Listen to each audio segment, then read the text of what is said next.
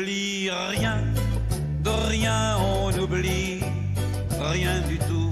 On n'oublie rien, de rien, on s'habitue, c'est tout.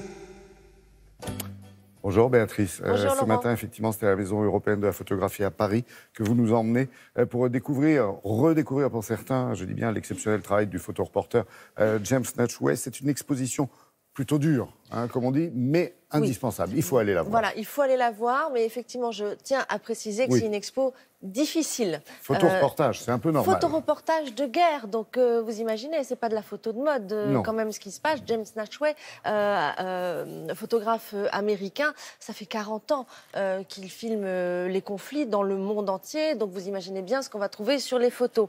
Mais indispensable et nécessaire, pourquoi? Parce que ces photos-là, qui sont en très très grand format, donc il y a en plus ce choc du grand format, dans une scénographie très sombre, donc on ne voit que ça, sont essentielles pour comprendre le monde dans lequel on vit, pour se situer nous-mêmes dans le monde dans lequel on vit, parce qu'on entend parler de beaucoup de choses dans les actualités, mais finalement, parfois, on ne voit plus ce genre d'image. Il nous manque du focus. Il nous manque du focus. Quand on parle du choc de l'image, c'est vraiment ça, le choc de l'image. Et là, ces photos-là sont très, très chocs, parfois insoutenables à regarder. Mais mon Dieu, la conscience, je pense, moi, c'est ce que ça m'a fait. Je ne suis pas sortie de la même manière dans laquelle je suis rentrée dans cette exposition. Donc, c'est pour ça que je dis, elle est nécessaire, cette exposition. D'autant en plus que les photos, dur, certes, mais la qualité extrêmement magnifique, vous allez le voir. Donc je vous propose tout de suite de retrouver James Natchway à la Maison européenne de la photo à Paris.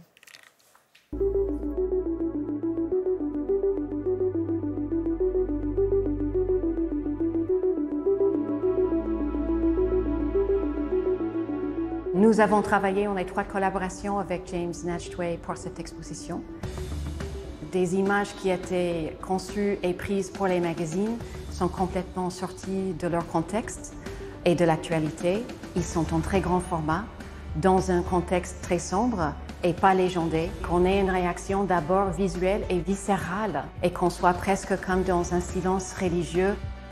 Il y a une espèce de paradoxe entre cette beauté terrible qu'on voit dans ces photos et ces atrocités depuis 40 ans.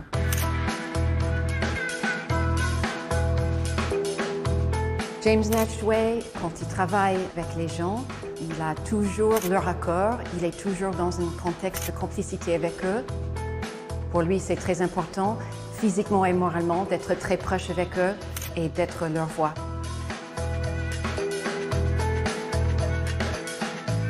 James Natchway est quelqu'un qui se met toujours au cœur de l'action. Il vivait à New York au moment des attentats de 11 septembre. Il a vu par hasard, par sa fenêtre, la fumée et il a descendu, il a commencé à photographier. C'était tout à fait un hasard qu'il soit là.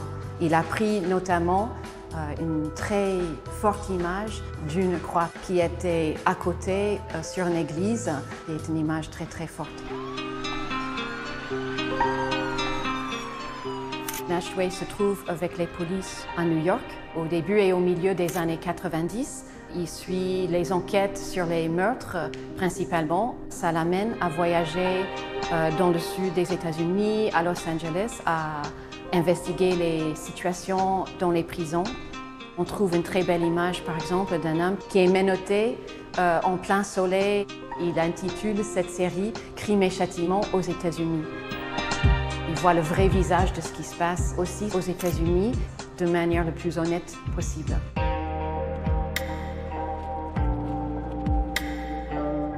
Il a été témoin du tremblement de terre à Népal en 2015. Il nous montre donc la très grande précarité des gens pauvres qui ont tout perdu.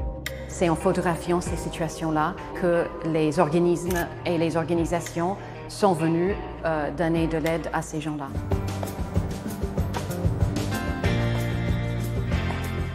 Il veut que les images soient vues le plus possible par le plus grand nombre de personnes. Il ne les voit pas comme des œuvres d'art, il les voit comme une arme de communication pour essayer d'effectuer un changement dans le monde.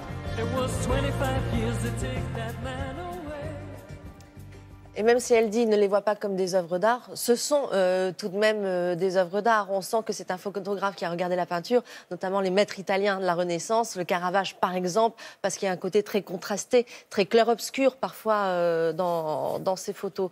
Donc c'est vraiment une exposition, je vous préviens, dure, mais quand même à découvrir de toute urgence à la MEP, à la Maison européenne de la photo, jusqu'au 23 juillet, Laurent.